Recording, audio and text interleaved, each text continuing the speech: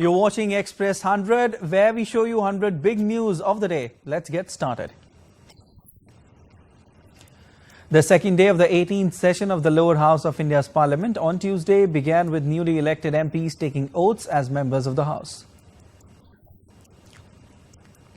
BJP lawmaker Om Birla from Rajasthan's Kota parliamentary constituency filed his nomination for second term as Speaker of the 18th Lok Sabha on Tuesday. Congress lawmaker K. Suresh, backed by the Indi bloc, also filed his nomination for the Speaker of the 18th Lok Sabha, with the election scheduled for Wednesday. A 7-member panel led by former Indian Space Research Organisation Chief K. Radhakrishnan met on Monday to discuss exam reforms and review the National Testing Agency's operations. 13 accused in Bihar NEET paper leak case filed for bail on Tuesday. The case has been transferred to the Central Bureau of Investigation and will be heard by a special CBI court. On the 50th anniversary of the emergency on Tuesday, PM Modi criticized Congress on social media platform X for undermining democracy and accused them of turning the country into a jail in 1975. On June 25, 1975, former PM Indira Gandhi declared a nationwide emergency, leading to the arrest of several opposition leaders and a breakdown of law and order. At the BJP headquarters in New Delhi, Union Minister J.P. Nadda, during a program in protest against a 1975 emergency, stated that Congress lacks a democratic work culture. The death toll from the Kalakurchi Hooch tragedy in southern Indian state of Tamil Nadu rose to 59 on Tuesday. Union Minister J.P. Nadda criticized Congress President Mallikarjun Kharge for his silence on the issue. Union Minister J.P. Nadda accused Tamil Nadu Chief Minister M.K. Stalin of obstructing a fair CBI investigation into the Hooch tragedy and silencing opposition voices. The Kerala Assembly passed a resolution to change the state's name to Keralam, following up on a similar resolution passed a year ago that was returned for corrections. To combat spam calls and messages, the Indian government directed mobile service providers to make compliant registration more user-friendly through apps and web portals. A direct helicopter service from Jammu to Sri Ma Vaishno Devi Shrine was launched on Tuesday, providing a convenient option for pilgrims with health and time constraints. In its first 15 days, the NDA government led by Prime Minister Narendra Modi expanded the Pradhan Mantri Awas Yojana to 3 crore more houses and devolved rupees 1.4 lakh crore in taxes to the states. The Modi government also released the 17th installment of the PM Kisan Samman Nidhi Yojana worth 20,000 crore rupees and increased the minimum support price for 14 Kharif crops for the 2024-25 season. India's Finance Minister Nirmala Sitharaman chaired the 7th pre-budget consultation on Tuesday with trade and services representatives to gather suggestions for the 2024-25 general budget. Delhi Water Minister Atishi was hospitalized due to health deterioration after an indefinite hunger strike protesting Haryana's alleged withholding of Delhi's water share. Ladakh Lieutenant Governor Brigadier B.D. Mishra laid the foundation stone for a Buddha statue at Sindhu Ghat in Leh during the Doordarshan festival. India's first high-speed railway testing track is under construction in Rajasthan's Nawa region and is expected to be completed by December 2025, according to Northwestern Railway officials.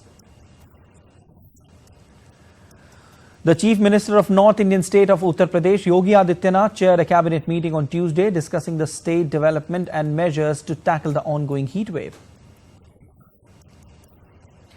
Indian stock market benchmarks hit a new high on Tuesday's trading session amid strong buying in the blue chip bank stocks. The 30-share BSE Sensex breached the 78,000 mark to settle at 78,053, up by 712 points. The broader Nifty pack closed at 23,721, up by 183 points. The Indian rupee rose 3 paise to close at 83.44 against the US dollar. Gold future maturing on 5th of August stood at rupees 71,625 per 10 grams on Multi-Commodity Exchange of India Limited. Silver futures maturing on 5th of July stood at rupees 88,910 per kilograms on the MCX. Oil prices were little changed on Tuesday, with Brent crude futures rising 5 cents to $86.06 a barrel, while US West Texas Intermediate crude futures up 6 cents to $81.69 a barrel. Asian shares were subdued on Tuesday, while the battered yen hit a record low versus the euro, although the risk of intervention stemmed further weaknesses against the US dollar. MSCI's broadest index of Asia-Pacific shares outside Japan was 0.3% higher after falling 1.4% in the past 3 sessions. Japan's Nikkei rose by 0.5%. Overnight on Wall Street, the Nasdaq tumbled over 1%, dragged lower by a 7% drop by AI bellwether Nvidia as investors rotated out the technology of stocks. The Dow Jones rallied 0.7% to a 1-month high. The dollar attempted to break above the key 160 yen level on Tuesday, but with a little success as fears of currency intervention from Japanese officials kept the yen marginally supported against its peers. WikiLeaks founder Julian Assange left Belmarsh prison in the UK on Monday local time as part of a deal in which he agreed to plead guilty this week to violating US espionage law, ending his imprisonment in the UK and permitting his return to Australia. Upon his release after 1901 days, WikiLeaks stated that this was the result of a global campaign reaching the United Nations, allowing for negotiations with the US Department of Justice. Outside the London prison, Julian Assange's wife and the editor of WikiLeaks expressed gratitude to their supporters.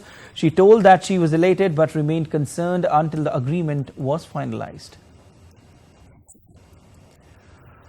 Australian Prime Minister Anthony Albanese expressed his desire for Julian Assange to return to Australia as soon as possible.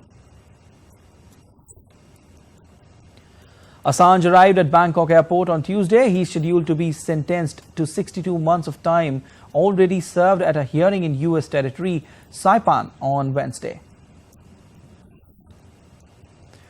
US presidential candidate Robert F. Kennedy Jr. expressed his happiness on social media platform X, calling Assange a generational hero who will go free.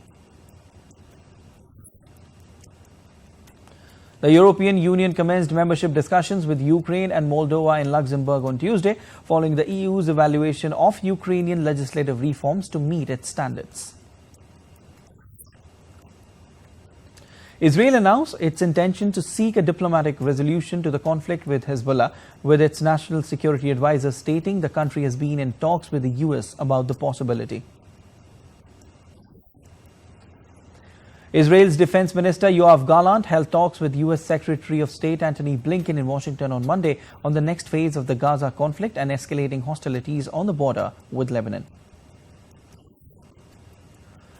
US Secretary of State Antony Blinken pressed Israeli Defense Minister Yoav Gallant on the need for Israel to swiftly develop a robust post-war plan for Gaza. The UK's Conservative Party has retracted support from 2 parliamentary candidates due to ongoing internal investigations regarding alleged bets on timings of the July 4 election. French President Emmanuel Macron's political opponents criticized him for his comment suggesting France would face civil war if his rivals win the upcoming snap elections. At least 10 people were shot dead in Kenya's capital on Tuesday as protests against tax legislation turned into violent clashes with police. Japan and South Korea's finance ministers expressed deep concerns on Tuesday about the sharp depreciation of their currencies, the yen and the won, and committed to taking action against excessive and disorderly foreign exchange movements. Multiple air attacks by Ukraine on Russia's Belgorod region on Tuesday resulted in 1 death and 4 injuries. After Russia summoned the U.S. ambassador over Ukraine's attack on Crimea, the United States expressed its regret over any civilian casualties in the conflict. Turkey's President Recep Tayyip Erdogan offered his condolences to Russian counterpart Vladimir Putin over the weekend attacks on churches and synagogues in Russian region of Dagestan in a phone call on Tuesday. Russia on Tuesday said that the European Union's latest sanctions against Russia were illegal, calling them a double-edged weapon that would damage those countries that imposed them. Russia's Admiral Gorshkov Navy frigate conducted anti-submarine drills using a helicopter in the Atlantic Ocean, according to the Defense Ministry on Tuesday. The CEO of South Korean battery company Aricel, Park Soon-kwon, apologized on Tuesday for the deadly fire at its plant that killed 23 workers, stating that the company had conducted sufficient safety training for its employees. We are heading for a short break. Stay tuned.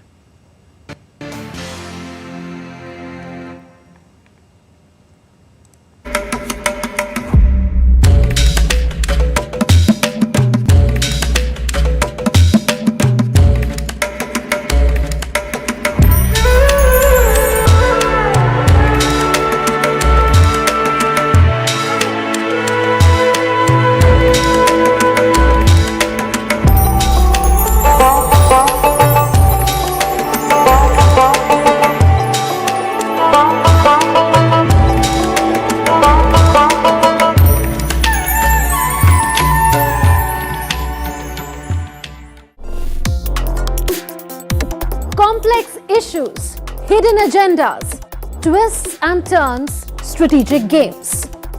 We think all dots are linked. We just need to connect them. Join me every week as I connect the dots to unravel hidden designs in statecraft, mysteries, and decode issues that matter to you. Watch Connecting the Dots with me at these times on DD India.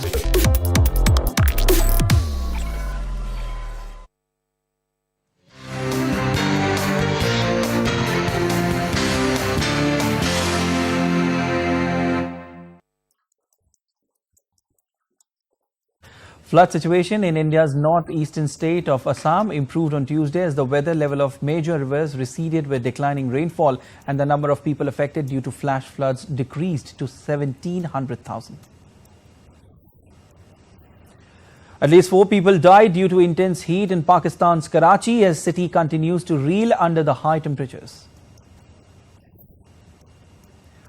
Flooding in the U.S. state of South Dakota has led to significant destructions, including collapse of a key bridge and widespread damage to homes and infrastructure. High tide after the passing of tropical storm Alberto has caused major damage in popular beach destination of Playa del Carmen in southeastern Mexico. In the U.S. state of Nebraska, authorities have restricted access to public to cities and towns along the banks of Missouri River due to expected flooding. The Rapidan Dam in south-central Minnesota is in imminent failure as debris accumulates along the Blue Earth River after days of rising water levels. Hundreds of homes were destroyed, forcing people to leave their homes after Somalia's capital city, Mogadishu, that witnessed heavy rain. China's National Observatory issued a red alert for rainstorms as heavy rainfall continues to pound the central and southern regions. Chilean authorities rescued people who got isolated along the central Cajon del Maipo Canyon after snow avalanches cut off roads in the area. Devastating coral bleaching has been reported in Thailand's Lo Bakau Bay, Viking Cave and Pile Bay, where it has affected almost 100% of the corals and sea anemone. Farmers in the Dangri village of Rajouri, North India's Jammu and Kashmir have taken up organic farming by using pure manure. An ancient Roman laundry with mosaic tiled floor has surfaced a few steps away from the Vatican City in Rome during the excavations for the constructions of pedestrian underpass. Abortion rights advocates and opponents marked the 2-year anniversary of the US Supreme Court's decision to overturn the landmark 1973 Roe v. Wade ruling that had legalized the procedure nationwide. The family of a British 13-year-old boy with severe epilepsy has been given his hope back after a device was fitted into his skull to control seizures in a world-first trial. The device's leads are connected to a spinal cord stimulator. It emits a pulse of current to block or disrupt abnormal electrical activity in the brain. The Amerigo Vespucci, which Italians call the world's most beautiful ship, is taking taste of its homeland on a round-the-world tour. Vespucci is a Navy boat that entered service in 1931. It set off from Genoa in northern Italy last July for its first world tour in 20 years. Electric vehicle manufacturer Rivian undertakes extensive measures to cut costs and push towards profitability. 2 cavers missing for 40 hours in a 500-meter deep cave system in northern Spain were found unscathed by a search team. The cavers were discovered in one of the galleries that had been identified as a likely location and were set to emerge shortly from around 50 kilometers west of Bilbao. Gymnastics City, USA is currently underway in Minneapolis, making the event's 4th day. The event spans a total of 9 days with 6 remaining.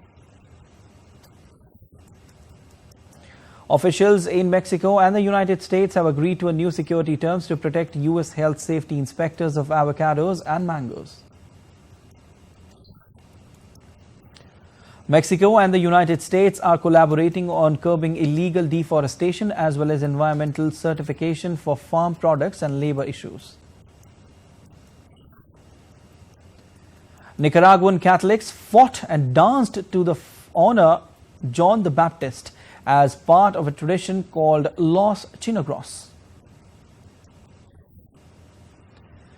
Revelers gathered outside church dedicated to John the Baptist to hit each other with whips in an ancient ritual that goes back to the colonial period.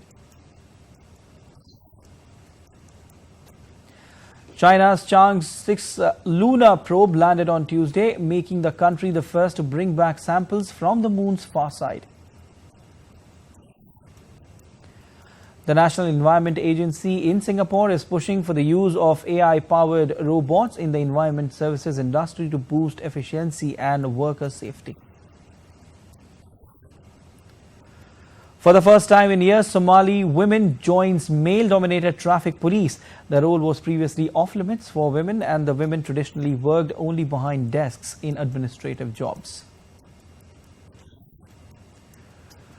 Cuban artist Eduardo Viciana is recycling glass into art with self-taught glass blowing technique. Viciana recycles glass into lamps, ceiling lights, sculptures and containers. Male giant panda Jingguang celebrated his 8th birthday at the Shanghai Zoo with an elaborately organized party and various beautifully crafted treats. Teaser for Bollywood movie Stree 2 is out, starring Shraddha Kapoor, Rajkumar Rao. The movie will hit cinemas on August 15. Bollywood actress Kangana Ranaut's upcoming movie Emergency reschedules release date to September 6. Indian actor Arbaz Khan to return with a new season of his chit-chat show The Invincibles with Arbaz. The new season will air on the Bollywood bubble. Bollywood actress Janhvi Kapoor walks for fashion designer Rahul Mishra in Paris for Haute Couture Fall 2024 collection named Aura. Bollywood diva Kareena Kapoor Khan wishes sister Karishma Kapoor for her 50th birthday over a lovely Instagram post. Hollywood actor Scarlett Johansson gets into Jurassic World series for the upcoming movie under direction of Gareth Edward. The Colemans are back on set as American fantasy comedy film Freaky Friday gets a new sequel. The movie will land in cinemas next year.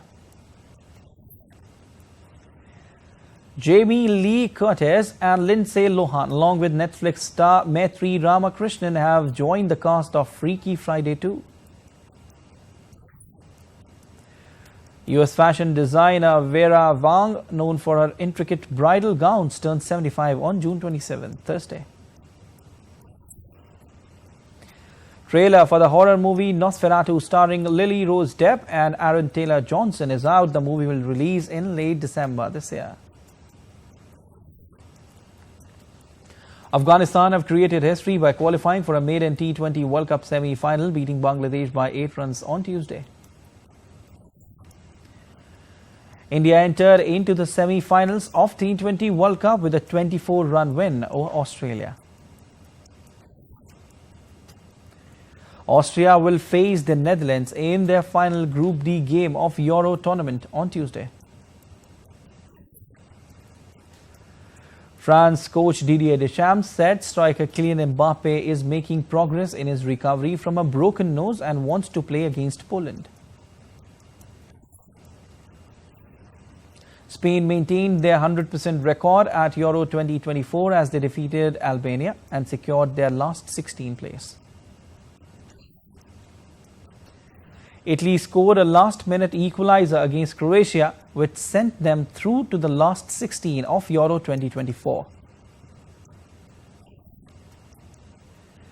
Brazil were held 0-0 by Costa Rica in their Copa America Group D opener in Los Angeles. The League One club Olympique de Marseille have reached an agreement with Roberto De Zerbi to take over as the coach. Colombia secured 2-1 win over Paraguay in their opening Copa America Group D game in Houston on Monday. 7 times Wimbledon champion Novak Djokovic's participation at Wimbledon is in doubt. Well, that's it in this edition of Express 100. News and updates will continue.